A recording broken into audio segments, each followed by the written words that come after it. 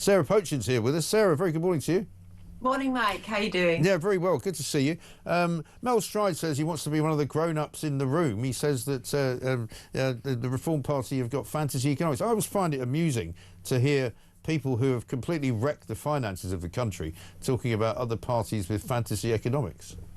I know. And have you noticed the insults that both the Tories and the Labour Party now are throwing our way, talking about we're creating policies on the back of a fag packet, we're creating policies down the pub. Yeah. I've heard so much of this over the last few days, and yet they are both copying reform policies, so they can't be that bad, can they? And how Mel Stride can sit there, I've just listened to him, and say we're talking fantasy economics when he's suddenly coming out with, oh yes, we're going to cut millions from the waste that is the welfare state and the waste that is, the civil service. Well, that's exactly what Reform are doing with their Doge unit, with Zia Youssef heading that up, and there they are accusing us of back of the fag packet economics. Yeah, I mean, we've got Kerry Badenoch saying they're going to deport 150,000 people a year.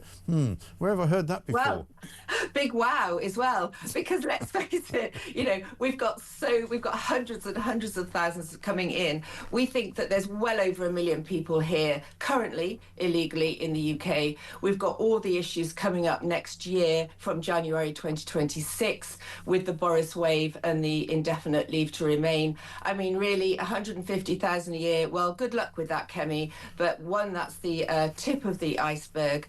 And again, as I said earlier, suddenly the Tories are going to leave the ECHR. Oh, well, are they? Why did they spend 14 years? Why did they waste 14 years when we could have got on and done that? And also, they're talking about just putting on hold the Human Rights Act as opposed to reform, which is saying we will completely repeal the Human Rights Act. So, I don't think anybody is buying all of this rhetoric. All the Tories are doing at their very poorly attended conference, it looks like a ghost town, the pictures I've seen, are literally spouting out reform policies, as are Labour.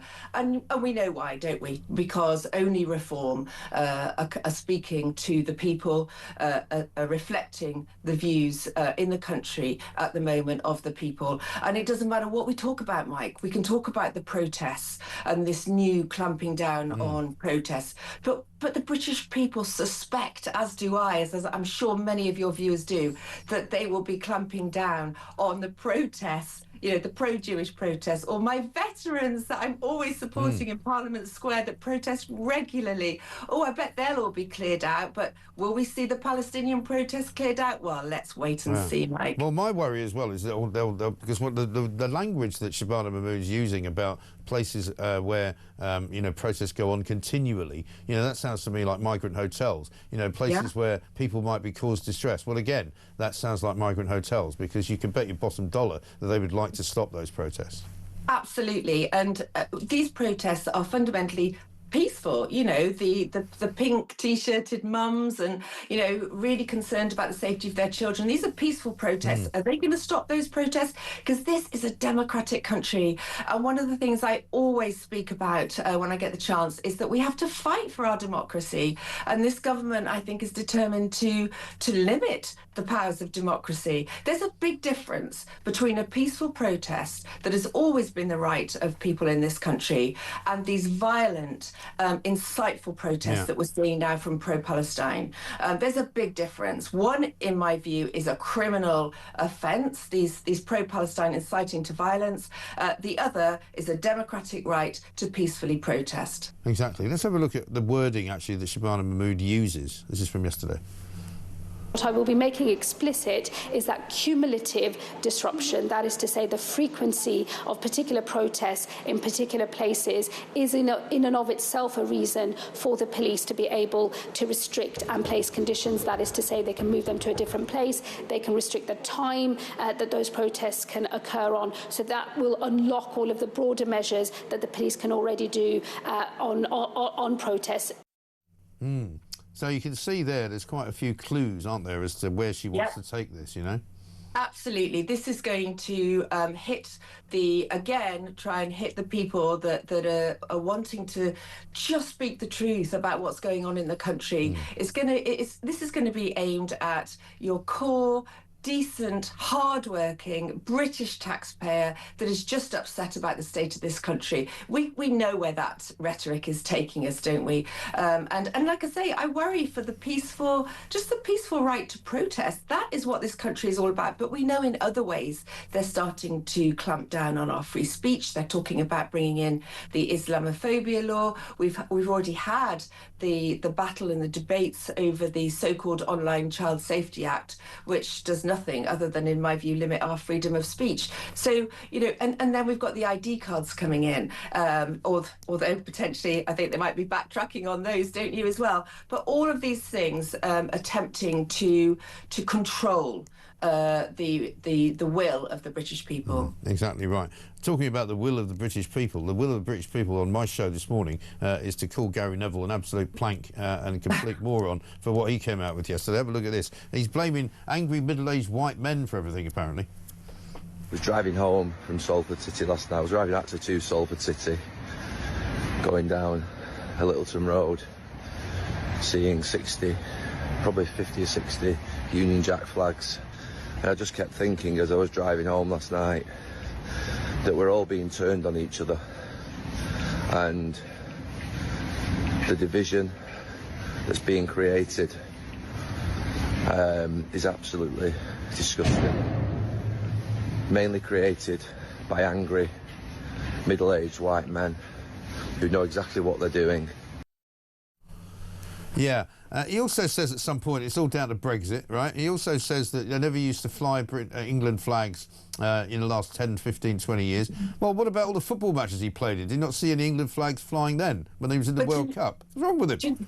Yeah, I know. And do you know what? I mean, Gary Neville, you know, who's Gary Neville, for goodness sake? Who's really interested in these, you know, these sort of like B-list celebrities that think they're these influencers that come out with all this nonsense? Well, look at the, how was it, 1 million, 2 million people that were marching with their flags in London on the 13th of March. Yeah. You know, and that was such a oh my goodness, that moved me so much watching those pictures. Those are the middle-aged white men that Gary Neville and women is referring to. Yeah, and middle-aged white women as well. And also, there were quite a few people who were not white at that march as well. There were plenty of black people. There were plenty of brown people. You know, it's not about colour, but he and the left always make it about colour, don't they?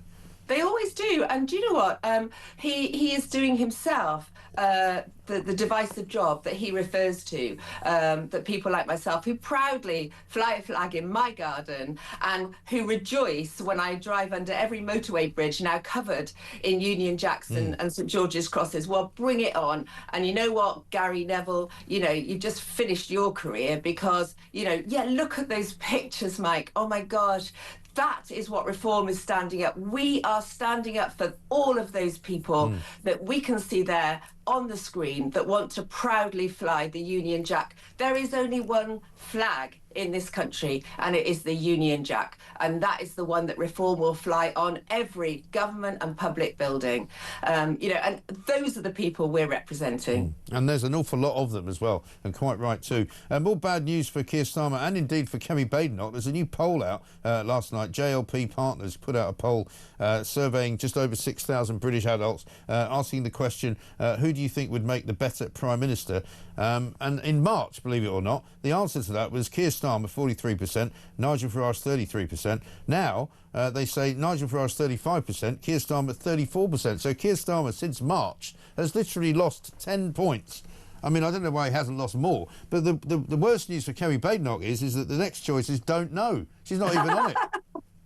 Well, look, Kemi Badenoch, bless her, she's irrelevant. And I'm sorry to say that, but the fact is we are the true party of opposition. And Nigel, as we know, will be the next Prime Minister of this country. And let's all rejoice when that happens, because we'll finally have somebody who's putting the British people first. And yeah, Keir Starmer, he just goes from disaster to disaster. And, you know, we all hear it said, don't we, he's the most unpopular Prime Minister that this country's ever had. Well, you know, it's quite incredible how quickly he's managed to fall down the popularity ratings. It is absolutely amazing. Well, he's going off in search of some people that do like him, because on Tuesday he's going to India. India. Yeah, because he promised because he's promised them some tax breaks. I mean, we don't get any tax breaks, but he's promised people coming from India tax breaks so they can come and work in Britain. So I guess he's probably going to get a round of applause when he gets there. Actually, that's a really important point that you've reminded me of then. I mean, the Labour government talk about these wonderful trade deals that Keir Starmer's doing around the world. That particular deal stops or allows Indian employers not to have to pay national insurance on the Indian employees that they're bringing in. Yeah. What a disgrace. Absolute disgrace. Again, taking jobs away from British people. Exactly right. Sarah, good to see you. Thanks very much indeed. Sarah Pochin, reporting in, Reform UK MP from Runcorn and Helsby.